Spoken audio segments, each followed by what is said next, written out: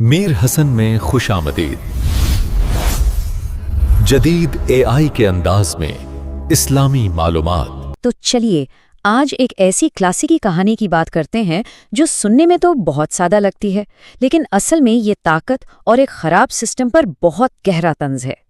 और देखिए, कहानी शुरू ही एक अजीब सी बात से होती है। शहर का नाम है इंसाफ नगर, लेकिन इंसाफ वो तो यहाँ दूर दूर तक नजर नहीं आता। ये नाम ही अपने आप में एक तंज है। तो सीन कुछ यूं है कि एक गुरु और उसका चेला एक बड़े अजीबो गरीब शहर में दाखिल होते हैं, और यहीं से हमारे दो अहम किरदारों की सोच का फर्क सामने आता है। इस शहर का सबसे अजीब रूल पता है क्या था? यहाँ हर चीज एक ही दाम पर मिलती थी। सुनने में तो लगता है वाह कितनी जबरदस्त इक्वालिटी है ना? लेकिन यही तो खतरे की घंटी थी। जहाँ चीज की कदर और कीमत में फर्क ही ना रहे, वहाँ समझे कि सिस्टम की बुनियाद ही कमजोर है। और यहीं पर हमें इन दोनों का फर्क साफ नजर आता है। एक तरफ है गुरु जो फौरन समझ जाता है कि भाई ये जगह ठीक नहीं है, यहाँ अच्छे बुरे की कोई तमीज नहीं, यहाँ से निकल लो। और दूसरी तरफ है चेला, उसे तो बस सस्ती चीजें दिख रही हैं। वो कहता है अरे वाह, मैं तो यहीं रहूंगा।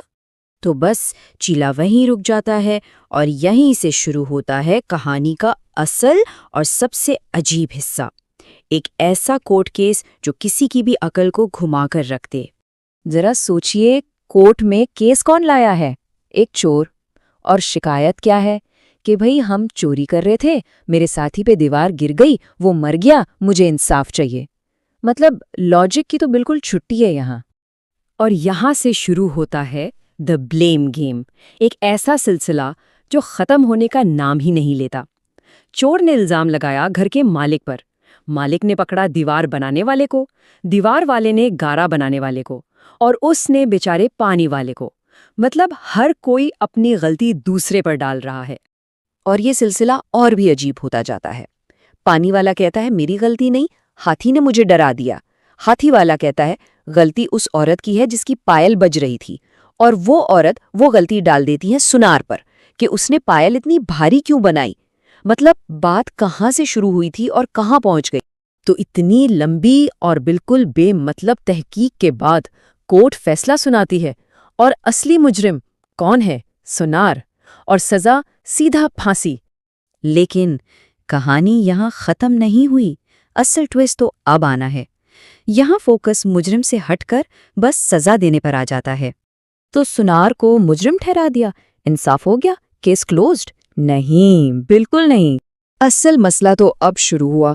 जब सुनार को फांसी देने लगे तो पता चला कि फांसी का फंदा उसकी पतली सी गर्दन के लिए बहुत बड़ा है। सोचिए, सिस्टम की नाअहली का ये आलम है। और फिर आता है इस कहानी का सबसे शॉकिंग मोमेंट। राजा का हुक्म सुनिए, छोड़ो इस मुजरिम को, जाओ शहर से कोई ऐसा मोटा आदमी ढूंढ के लाओ जिसके गले में ये फंदा फिट आ जाए। मतलब अब इंसाफ का गलती से कोई लेना देना नहीं, अब इंसाफ फंदे के साइज पर डिपेंड करता। और सिपाहियों की नजर किस पे पड़ती है? जी हाँ, ओसी चेले पर, जो सस्ता खा खाकर खूब मोटा हो गया था। देखा, उसका लालच ही उसे इस अंजाम तक ले आया। लेकिन ऐन वक्त पर एंट्री होती है उसके गुरु की, जो अपने बेवकूफ चेले को बचाने के लिए एक जबरदस्त प्लान बनाता है। गुरु एक ऐसी चाल चलता है कि सब हैरान रह जाते हैं।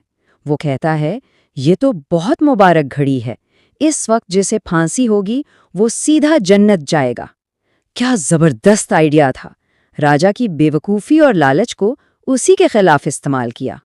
और होना क्या था, लालची राजा फौरन इस जाल में फंस गया।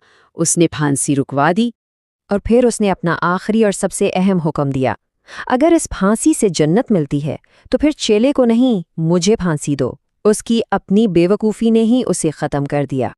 तो अब आते हैं कहानी की अंजाम पर और इसके सबसे बड़े सबक पर। शहर उस राजा से आज़ाद हो गया, पर कैसे? अपनी ही बेवकूफ़ी से। और इस तरह राजा को उसी फंदे पर लटका दिया गया।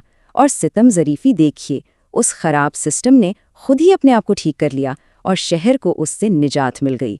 तो इस पूरी कहानी से हम सीखते क्या हैं? कुछ बहुत अहम बातें।